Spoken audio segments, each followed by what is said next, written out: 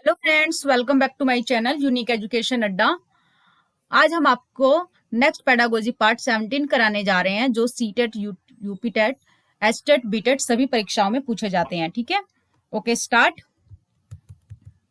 First question आपकी screen पर है। फर्स्ट क्वेश्चन है, गणित में अधिक निर्योक्ता आएगा। ठीक है, निर्योक्ता का आकलन निम्न में से किस परीक्षण द्वारा सर्वाधिक उचित तरीके से किया जा सकता है। ठीक है, गणित की बात कर रहा है। गणित में हमें किस तरीके से सर्वाधिक उचित तरीके से हम इसका परीक्षण कर सकते हैं? अभिक्षमता परीक्षण द्वारा, या फिर निदानात्मक परीक्षण द्वारा, स्क्रीनिंग परीक्षा द्वारा, या फिर उपलब्धि परीक्षण द्वारा। तो देखिए, जो मैथ होता है, मैथ के अंदर हम सम निकालते हैं, तो उसमें जो भी मिस्टेक होती है बच्चे की, तो हम उसका निदान करने की कोशिश करते हैं। ठीक है, उसको दोबारा उसको समझाने की कोशिश करते हैं, ताकि उस बच्चे को अच्छे से निष्कर्ष तक उसको पहुंचाया जा सके। इसलिए इसका क्या आएगा? निदानात्मक परीक्षण। सेकंड ऑप्शन इसका क्या हो जाएगा? राइट। अब चलते हैं नेक्स्ट क्वेश्चन की तरफ। Question number second. Question number second आपकी स्क्रीन पर है। सिद्धांत चित्र जो है, ठीक है, सिद्धांत चित्र डैश के द्वारा नवीन अवधारणाओं की समझ बढ़ाते हैं। फर्स्ट है, विषय क्षेत्रों के बीच ज्ञान के स्थानांतरण में विशिष्ट विवरण पर एकाग्रस्त केंद्रित करने पर, या फिर अध्ययन के लिए शैक्षणिक विषय वस्तु की प्राथमिकता तय करने। फोर्थ है, तर्कपूर्ण ढंग से सूचनाओं की व्यवस्थित करने की योग्यता को बढ़ाने में। ठीक है, तो देखिए, जो सिद्धांत चित्र होते हैं, ठीक है, जो सिद्धांत चित्र हैं वो तर्कपूर्ण ढंग से, ठीक है, तर्कपूर्ण ढंग से सूचनाओं की व्यवस्थिति करके, ठीक है, व्यवस्थित करके करने की योग्यता को बढ़ाते हैं। ठीक है, इसलिए फोर्थ ऑप्शन जो इसका राइट हो जाएगा, क्योंकि सिद्धांत चित्र में क्या होता है? तर्कपूर्ण ढंग से सोच विचार करके ही सूचनाओं को हम क्या करते हैं? व्यवस्थित ढंग से सेट करते हैं। ठीक है, सेट करने की योग्यता को बढ़ावा देते हैं नवीन अवधारणाओं को समझने के लिए। इसलिए क्या आएगा? फोर्थ ऑप्शन इसका राइट हो जाएगा। अब चलते हैं नेक्स्ट क्वेश्चन की तरफ। Question number third. Question number third आपकी स्क्रीन पर है। एल्बर्ट बेंड्यूरा के सामाजिक अधिगम सिद्धांत के अनुसार, ठीक है, निम्न में से कौन सा सही है? आपको ये बताना है। खेल अनिवार्य है और उसे विद्यालय में प्राथमिकता दी जानी चाहिए। सेकंड कह रहा है, बच्चों के सीखने के लिए प्रतिरूपण मॉडलिंग एक मुख्य तरीका है। और थर्ड कह रहा है, अनसुलझा संकट बच्चे को नुकसान पहुंचा सकता है। और फोर्थ ऑप्शन है, संज्ञानात्मक विकास सामाजिक विकास से स्वतंत्र है।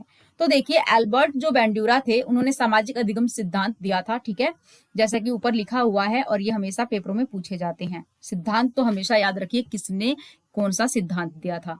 अब इसने कहा है कि जो ये सिद्धांत है, इसके अनुसार कौन सा जो ऑप्शन है वो सही है।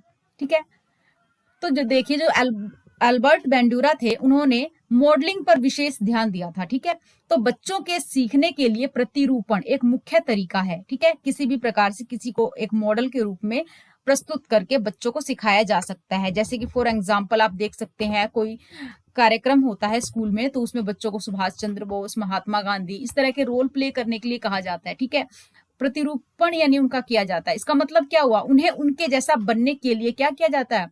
फोर्स किया जाता है कि आप इस तरीके से बन सकते हैं। उनके विचार बताए जाते हैं। ठीक है, एक मॉडल के रूप में प्रस्तुत किया जाता है। इसी प्रकार हम जो भी हमारे सामने जो भी अच्छे कह सकते हैं, कोई स्टूडेंट है, ठीक है, जो पढ़ाई में भी अच्छा है, हर एक्टिविटी में आगे बढ़ चढ़कर भाग ले रहा है, ठीक है, तो उसके तौर पर भी हम मॉडलिंग के रूप में उसका एक क्या कर सकते हैं? उसको दिखा सकते हैं, प्रस्तुत कर सकते हैं। इसलिए सेकंड ऑप्शन इसका क्या होगा? राइट हो जाएगा।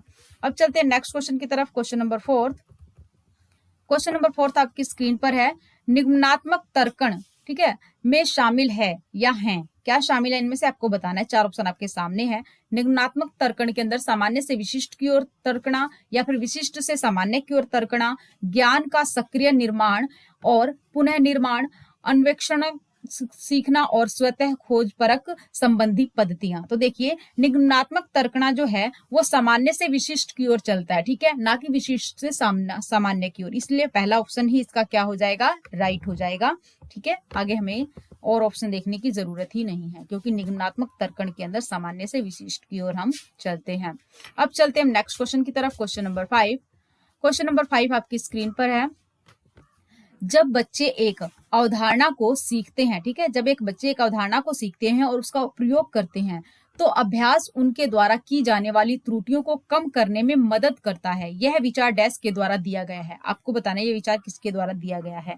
तो आप सभी को पता है, जो त्रुटि और जो था, ठीक है, अभ्यास और त्रुटि का जो सिद्धांत था वो किसका था, थार्नडाइक का था, ठीक है। तो इस प्रकार हम कह सकते हैं कि जो ये सिद्धांत, जो ये परिभाषा दी है, जिसने भी दी है, किसने दी है, E.L. थार्नडाइक ने दी है, इसलिए फर्स्ट ऑप्शन इसका राइट हो जाएगा, ठीक है।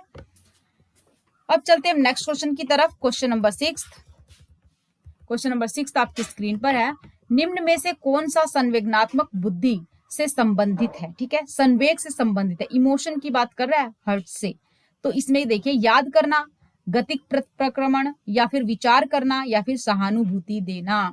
तो देखिए फोर्थ ऑप्शन इसका राइट हो जाएगा। सहानुभूति जो है ये भी संवेग से संबंधित है, ठीक है, इसलिए संवेदनात्मक बुद्धि से संबंधित है सहानुभूति देना। अब चलते हैं नेक्स्ट क्वेश्चन की तरफ। क्वेश्चन नंबर 7, क्वेश्चन नंबर 7 आपकी स्क्रीन पर है। एक आंतरिक बल जो प्रोत्साहित करता है और व्यवहार परक प्रतिक्रिया के लिए बाध्य करता है, उस प्रतिक्रिया को विशिष्ट दिशा उपलब्ध कराता है। आपको बताना है कि उस प्रतिक्रिया को विशिष्ट जो दिशा देता है, ठीक है, वो कौन देता है, किसके बलबूते पर हम एक सही दिशा पकड़ पाते हैं, अभिप्रेरण के द्वारा, या फिर अध्यय व्यवसाय के द्वारा, संवेग के द्वारा, या फिर वचनबद्धता के द्वारा। तो देखिए, एक आंतरिक बल, ठीक है, हम अंदरूनी क्या हो रहे हैं, अभिप्रेरित हो रहे हैं, ठीक है, जो प्रोत्साहित करता है हमें कोई कार्य करने के लिए और व्यवहार परक प्रतिक्रिया के लिए बाध्य करता है कि आपको एक सही सिचुएशन में सही तरीके से व्यवहार करना है किसी से, ठीक है, और हमें अंदरूनी तौर पर अभिप्रेरित करता है किसी कार्य को करने के लिए। तो वो कैसे होता है, ठीक है, वो किसके बलबूते पर हम ये काम कर पाते हैं, अभिप्रेरण के द्वारा, इसलिए फर्स्ट ऑप्शन इसका क्या हो जाएगा, राइट। अब चलते हैं नेक्स्ट क्वेश्चन की तरफ। क्वेश्चन नंबर 8, क्वेश्चन नंबर 8 आपकी स्क्रीन पर है। निम्न में से कौन सी शब्दावली प्राय अभिप्रेरणा के साथ अंतः बदलाव के साथ इस्तेमाल की जाती है, ठीक है। तो देखिए, इसने कहा है कि कौन सी शब्दावली जो है अभिप्रेरणा के साथ अंतः बदलाव लाती है, ठीक है। तो पुरस्कार, या फिर संवेग, आवश्यकता, या फिर उत्प्रेरण। तो देखिए, जब हमारे अंदर अंदरूनी बदलाव आएगा, कब आएगा, हमें अभिप्रेरणा दी जाए, ठीक है, कि हमें ये कार्य करना चाहिए, बट हमें उसकी आवश्यकता ही ना हो, हमें कितना भी अभिप्रेरित कर लिया जाए, तो क्या हम उस कार्य को कर पाएंगे, नहीं करने की कोशिश करेंगे जब तक हमें उसकी खुद आवश्यकता ना अनुभव हो, ठीक है। हमें उसकी आवश्यकता जब तक महसूस नहीं होगी तब तक हम अभिप्रेरणा लेने के बावजूद भी उस कार्य को एक दो बार करके छोड़ देंगे। लेकिन जब उसकी हमें लगेगी कि हाँ, हमें इसकी आवश्यकता है, हमें ऐसा कार्य करना चाहिए, तो अभिप्रेरणा के साथ अंतर बदलाव आएगा। कब आएगा, जब हमें उसकी आवश्यकता होगी, इसलिए थर्ड ऑप्शन इसका क्या होगा, राइट।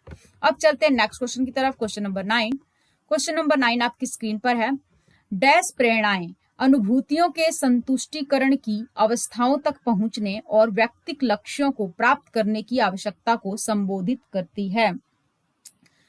डैश प्रेरणाएं, कौन सी प्रेरणा है जो अनुभूतियों के संतुष्टिकरण को, ठीक है, संतुष्टिकरण की अवस्थाओं तक पहुंचने में, जिससे हमें संतुष्टि प्राप्त होती है, ठीक है, और व्यक्तिक लक्ष्यों को प्राप्त करने की आवश्यकताओं को संबोधित करती है। प्रभावी, भावात्मक, संरक्षण उन्मुखी, या फिर सुरक्षा उन्मुखी।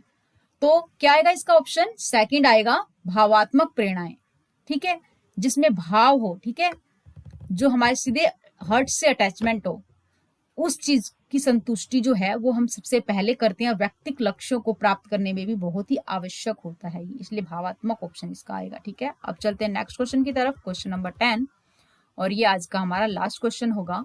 निम्नलिखित में से कौन सा कारक अधिगम को सकारात्मक प्रकार से प्रभावित करता है, ठीक है, सकारात्मक रूप से प्रभावित करता है, मैं ये बताना, ना कि नकारात्मक तौर पर, ये चीज हमेशा ध्यान रखना, यानी पॉजिटिव चीज ढूंढनी है हमें। फर्स्ट है अनुत्तीर्ण हो जाने कब है, ये गलत है, ये पॉजिटिव थिंकिंग नहीं है हमारी। सहपाठियों से प्रतियोगिता, हमें उनसे कंपटीशन भी नहीं करना, ये भी सकारात्मक रूप से अधिगम नहीं है।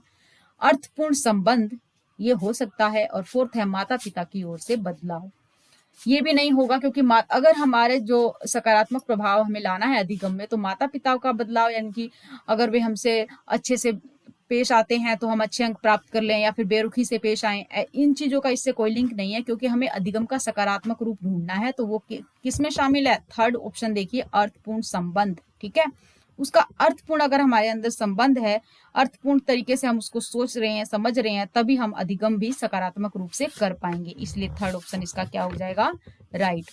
आज के लिए इतना ही। Okay, thank you. please subscribe this channel.